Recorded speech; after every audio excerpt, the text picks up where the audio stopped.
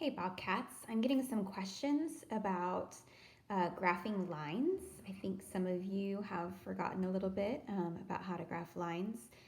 We did do this unit some time ago, so let's go ahead and review. I'm going to give you an equation that's in slope-intercept form. Let's start with this equation right here. Y is equal to 2x minus 9. Okay, now if you remember back to when we did this, the number in front of the x is our slope, the slope of our line, and this number is our y-intercept. If we can remember those two things, graphing these lines will be pretty straightforward. So let's go ahead and set up an x and y axis here.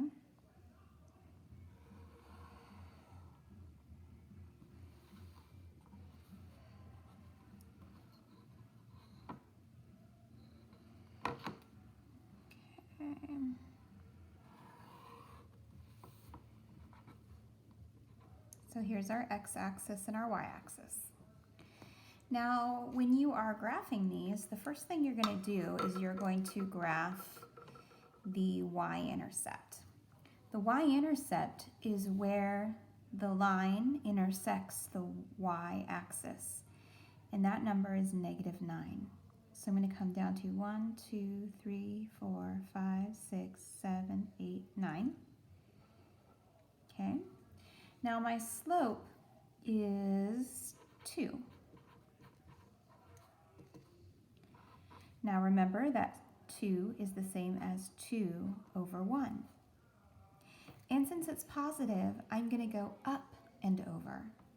So when I do that, I go up 2 over 1, up 2 over 1, up 2 over 1. Now I have a few points. I can go ahead and graph that line now.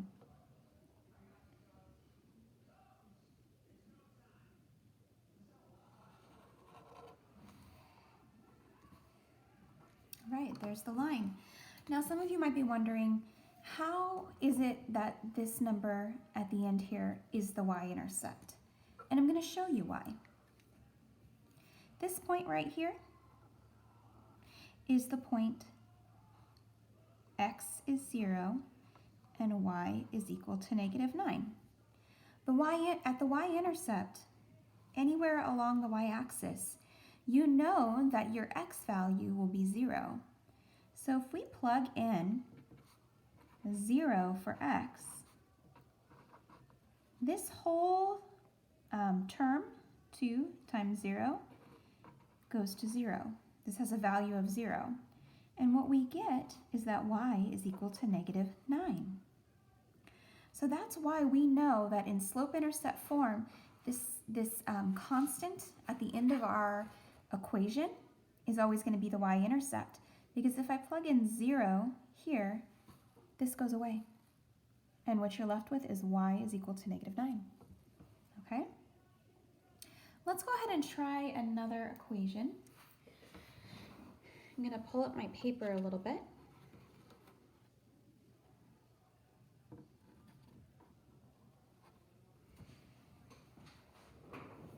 All right, so here is our equation. Y is equal to 2 -2/5 x plus 3. Okay.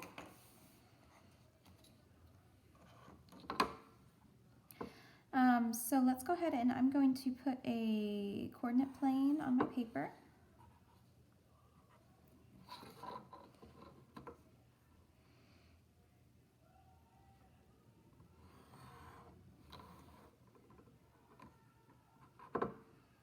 This is our x-axis and our y-axis. Now, just like I showed you before, if we want to find the y-intercept, we would plug in 0 for x. 0 times -2/5 is 0. So you get that y is equal to 3. That is why that number at the end is the y-intercept. So when x is 0, y is equal to 3. Now in this case, your slope is -2/5. Since it's negative, we will go down and over. Now the top number, so let's break this apart for a second. Okay, the top number is your rise or fall if it's negative. And the bottom number is your run, and we always go to the, oops, excuse me, I'm going to confuse you. We always go to the right, just like you would read a book. We read from left to right. Same thing here. It's going to take a second for that to dry, so I'm not going to write on it quite yet. So what we're saying then is the top number is 2 and the slope is negative. So I'm going to go down 2 and then over 5. Down 2 over 5. Now I can connect these points to make my line.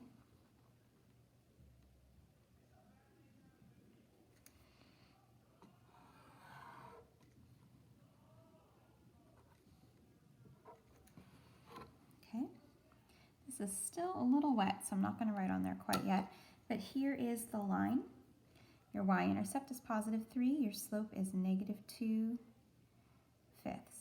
Okay, so you go down 2 over 5. All right, let me try to write on here now. Still a little wet.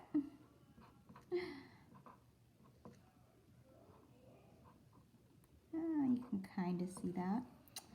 All right, let's do another one.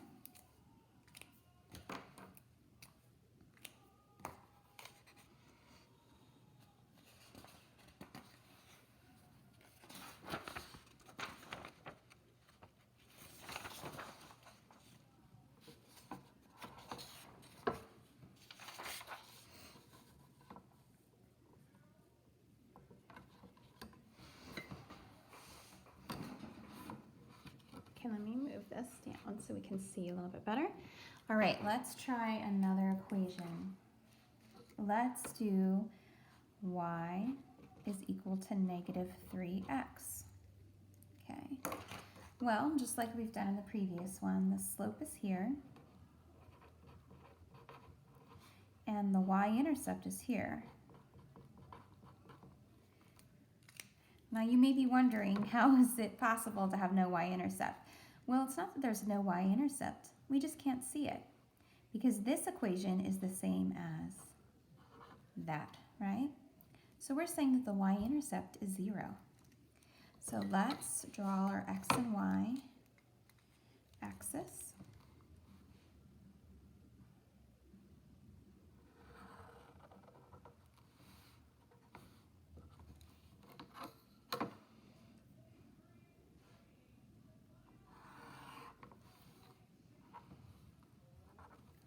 All right, here's our x-axis and our y-axis. Now, and the slope is -3.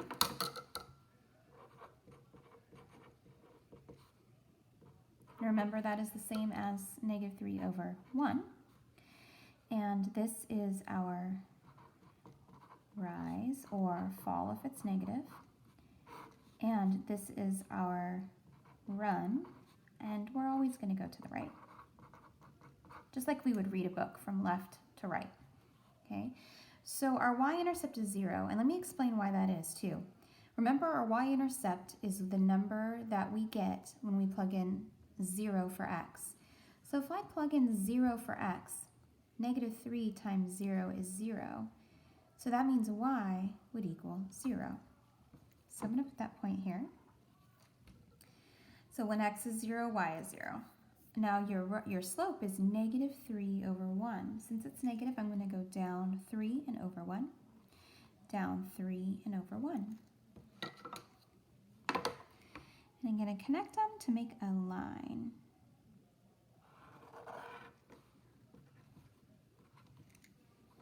All right. Now, if you're getting hung up on these and you're just not getting it, my recommendation is to use the input-output method. That looks like this. And we'll go ahead and do the input-output method with this equation here. Plug in a few things, -2, -1, 0, 1, and 2. And remember that our original equation was y is equal to -3x.